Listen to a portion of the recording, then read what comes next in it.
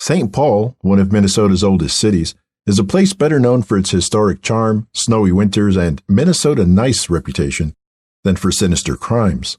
On the surface, it seems like the last place you'd expect to find a gruesome mystery. But in the spring of 2023, behind the calm exterior of a quiet suburb, something dark was brewing. It started small, just a faint, unpleasant odor wafting through an unassuming apartment complex. Neighbors noticed, complaints trickled in, and what seemed like a minor annoyance would soon unravel into something far more sinister. At the center of it all was the accused, a person who, like so many before him, thought bleach, duct tape, and a bit of elbow grease could erase the evidence. On that subject, isn't it odd how some folks think they can outsmart everyone with nothing more than a trip to Home Depot and a few poorly worded internet searches? They buy what's essentially a murder kit and then Google such gems as, "How do I clean up a murder scene?" or "How do I dispose of a body without getting caught?" We see this time and time again. This story, though, didn't start with Google searches or receipts. It started with a smell, an unmistakable stench, and a property manager who had his suspicions. Let's dive in.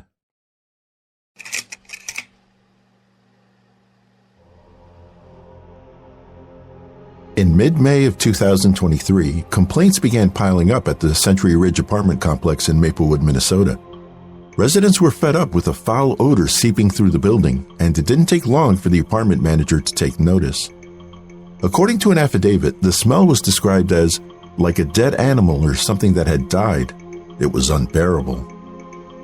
The manager confronted one of the tenants, a man named Joseph Jorgensen, better known as Joe, about the stench coming from his unit. But Joe wasn't very cooperative. He flat out refused to let the manager inside to investigate.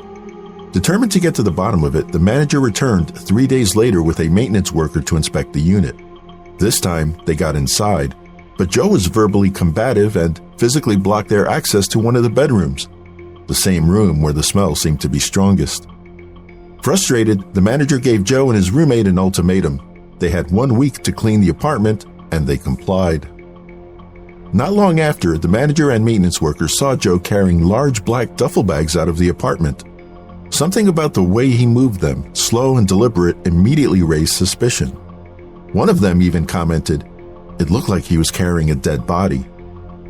The circumstances were certainly suspicious, but without solid proof of a crime, they hesitated to call the police. It was a choice they would come to regret.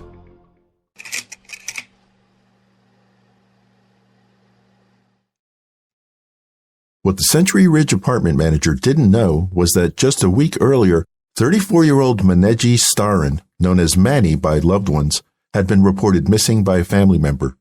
Manny was a mother of 3, someone who worked hard as a CNA and a home health aide in St. Paul. Born in Roseau, Minnesota, she was known for her kind spirit and quiet determination.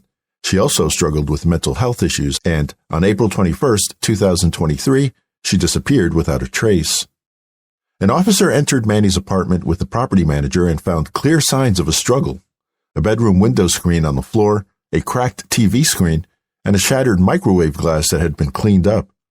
In the bedroom, the bedsheet was partially removed, a foam mattress topper had a large cutout hole, and red stains were visible at the foot of the bed. The manager also noted missing items from the closet. Next, officers obtained a warrant to search and process Manny's apartment for forensic evidence. Crime scene technicians located evidence of large amounts of blood on the couch, the floor of the living room, and the kitchen. It was also apparent that someone had attempted to clean up the blood. Preliminary analysis shows that it was Manny's blood that was recovered from the scene. Investigators believe that someone was seriously injured or killed in the apartment. On June 6th, police asked the public for any information on what might have happened to Manny. As tips began to pour in, investigators made chilling discoveries. Detectives learned that Manny may have been afraid of her boyfriend. His name? Joseph Jorgensen. Joseph Stephen Jorgensen was born in June 1983 and spent most of his life in St. Paul. Most recently, he shared an apartment with a male roommate he'd known for many years. Before that, he owned a home valued at $200,000 in the 5,000 block of Fernwood Street in St. Paul, where he resided until September 2022. Details about his education are scarce, but Joe worked in finance, holding a managerial role at Ameriprise Financial. Beneath this professional exterior, however, was a darker side. His criminal record, dating back to 2012, was extensive and included multiple DWIs, domestic assault charges, theft, and drug-related offenses. As investigators dug deeper into his relationship with Manny, a disturbing pattern of violence began to emerge. Family members recounted harrowing incidents of domestic abuse. On one occasion, Joe allegedly wrapped a rope around Manny's neck. One neighbor recalled seeing her with a black eye and red marks around her neck. When asked if she wanted to call the police, she responded, "That'll just make things worse." While detectives had plenty of speculation and suspicion, there was no hard evidence to implicate Joe. That would soon change, however, as the investigation would yield shocking findings. Detectives obtained surveillance video from Manny's apartment dated April 21st, the day she was last seen alive. The footage reportedly showed her running from her apartment, clearly in distress, with a man that fit Joe's description chasing her down. Moments later, he caught up, grabbed her, and forced her back inside. She was never captured on video again. This meant Joe was the last person to enter Manny's apartment after her disappearance and made no attempt to report her missing to the police. Additionally, investigators discovered that between April 21st and the 28th, Joe used Manny's keys to access her apartment more than 24 times. On April 28th, surveillance footage captured him carrying 2 duffel bags and a suitcase out of her unit, loading them into a pickup truck, and driving away. The truck was registered to a man who lived at the same Century Avenue apartment building in Maplewood, Joe's longtime roommate. If that wasn't incriminating enough, what investigators uncovered next left little room for doubt.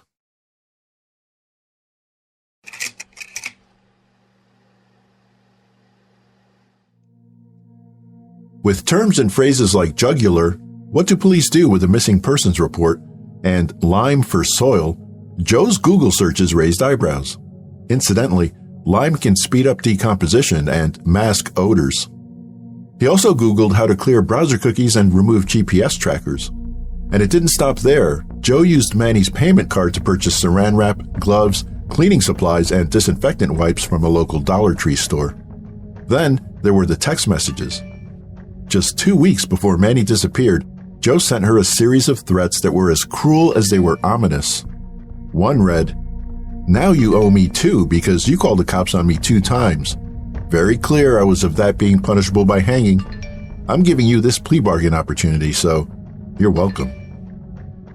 Another said, "Hope you die of a kidney infection, you blankety blank."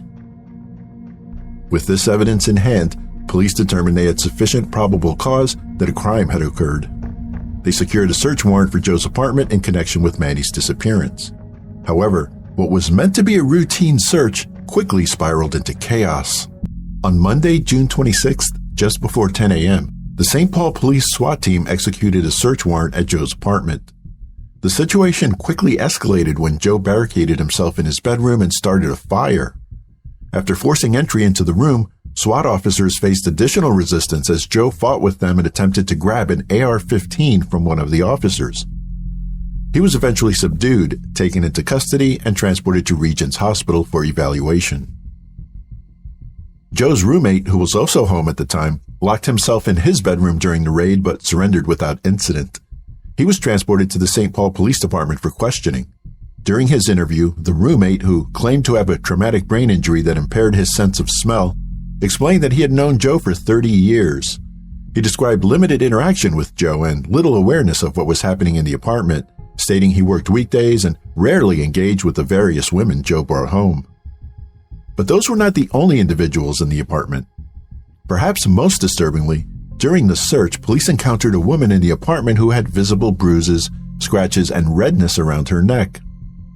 She told officers Joe had strangled and threatened to kill her, stating he had said, "The neighbors won't hear you scream." She was treated for minor injuries and released. Meanwhile, a review of Joe's phone records revealed that his cell phone had pinged near a storage facility in Woodbury on May 18, 2023. Armed with this information, police secured a search warrant for the storage unit. Shortly after, they discovered the remains of Manny Starin. But chillingly, that's not all they found, as information obtained from the search led investigators to a second storage unit in Coon Rapids. Fanta Zayavong was a mother of two and the youngest daughter in a family originally from Laos. Born in May 1990, she graduated from Eastview High School in 2008. Unlike her killer, she had no record of violent offenses. However, like Manny, she struggled with mental health challenges, a quiet battle that made her no less deserving of safety or dignity. On January 2, 2024, at the Ramsey County Courthouse, Joseph Jorgensen pled guilty to 2 counts of second-degree intentional murder. In exchange for his plea, prosecutors agreed to drop charges of arson, threats of violence, and attempting to disarm an officer stemming from his chaotic arrest at the Century Ridge apartment. In court, Joe admitted to being in relationships with Manny and Fanta at different times.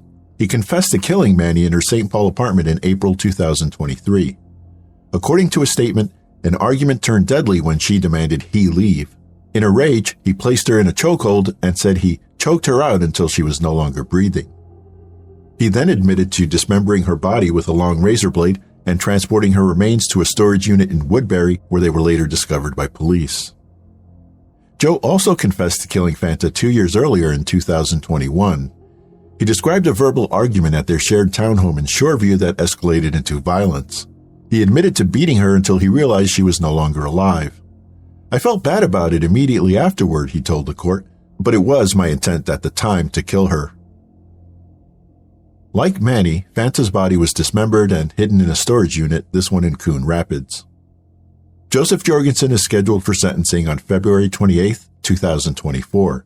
He faces a maximum of 40 years in prison for each murder, with the sentences to be served concurrently.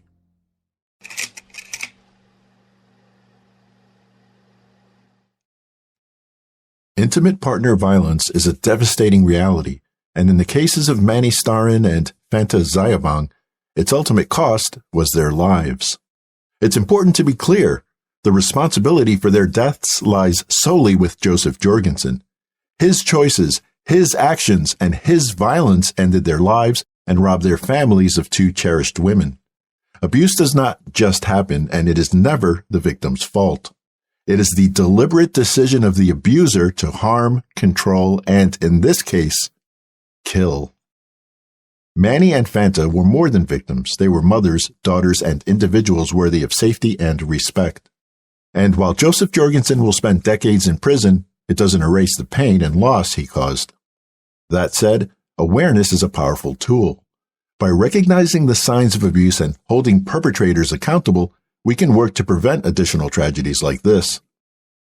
Organizations, communities, and individuals all play a role in creating a future where everyone feels safe in their relationships. By talking openly about intimate partner violence and advocating for those who feel powerless, we take steps towards hope, a world where abusers are stopped before they choose to take another life.